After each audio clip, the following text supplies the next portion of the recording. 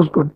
बाकी घर बार में रहो, बाल बच्चों में रहो, खेती दुकान दफ्तर का काम करो और बच्चों की सेवा करो, ये सब आप करो। उसमें 24 घंटे में 23 घंटे तो ये काम करो और 1 घंटा भजन के लिए आप बचा लो। वो भी है 15 मिनट, कभी 10 मिनट, कभी सुबह, कभी शाम, कभी दिन में, कभी रात। 1 घंटा पूरा करो पहले, 1 घंटे में तो आपका घर बार भी नहीं छूटा और आपका कोई नुकसान भी नहीं, और समय तो आप बचा ही लेते हो। वो तो बेकार समय चला जाता है, क्योंकि उससे कोई आपका काम तो है नहीं। और जब आप भजन करोगे तो आपके काम आएगा, आप ही की चीज आपके काम आ जाएगी। तो 1 घंटा समय बचाओ। जब भजन होने लगेगा तुम 1 घंटा क्या, 2 घंटे भी, 4 घंटे भी, 10 घंटे भी समय अपने आप दो। हमारे कहने की जरूरत नहीं है, 10 घंटे भी लग जाओ, 4 घंटे भी लग जाओ, फिर तो अलग बात है। तो चीज ऐसी है कि जब वो मिलेगी, जो नशा और मस्ती चलेगी, वो मतलब ये है कि उसके सामने कोई कुछ नहीं।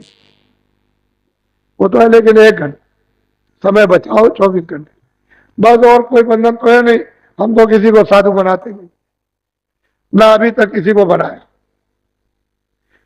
तो गुरु महाराज के पास आए थे, उन्होंने कहा था कि अरे भाई क्या करोगे, भजन ही कर लो, भजन कर लो, क्या करो, ये अपना काम कर लो, चलो दूसरों को मतलब ये है कि जगा देना, जब काम हो जाए तो दूसरों को भी जगाना। ऐसा उनकी इच्छा थी। तो अब जो उनकी इच्छा थी वो किया। आप पहले उनको देखिए, गुरु महाराज को कितने सीधे साधे, बहुत सीधे साधे। सही बात तो है, इनको कोई पहचान नहीं सकता था, इतने सीधे। और मतलब यह है कि सब कुछ लेकर बैठे हुए थे, सब कुछ खजाना उनके पास था, जो लेने वाला होता सब ले लेता। पर यह है कि लेना नहीं। अब जो कुछ उनकी कृपा और दया हो गई वो, लेकिन उनके पास सब, किसी चीज की कमी नहीं। पर अब यह है कि भाग नहीं, तुम जगे और चेते नहीं, अपनी संसार में लगे पड़े रहे, विषयों में फंसे रहे, तो आप उससे वंचित। तो आप देखिए कितने सीधे और साधे थे, और उनसे ये चीज मिली थी। उन्हीं का ये मंदिर है जो देख रहे हो, कि जो इतनी बड़ी चीज दे सकता है, उसकी कुछ ना कुछ निशानी इस रूप में रहे कि भाई ये तो दे के गए थे। और उन्होंने कहा था कि ये हमारा धन दूसरों को बांट देगा, दे देगा, तुम्हारा नहीं, तुम इसके रखवाले बनो, और जब दूसरा ग्राहक आ जाए तो ये धन दे। तो ये तो उनकी चीज है, हमारी तो कुछ है। हम तो वैसे भी नहीं चाहते थे कि कोई सत्संग करें, चुपचाप अपना भजन करते रहे और चुपचाप रहे, समय पूरा करने चले, लेकिन उनका आदेश था। इसलिए ये आपको सब धीरे धीरे करके सुनाना पड़ा। और जो परेशानियां आई वो तो हमको मालूम, लेकिन उसके सामने कुछ परेशानी नहीं, वो भी हंसी खुशी की।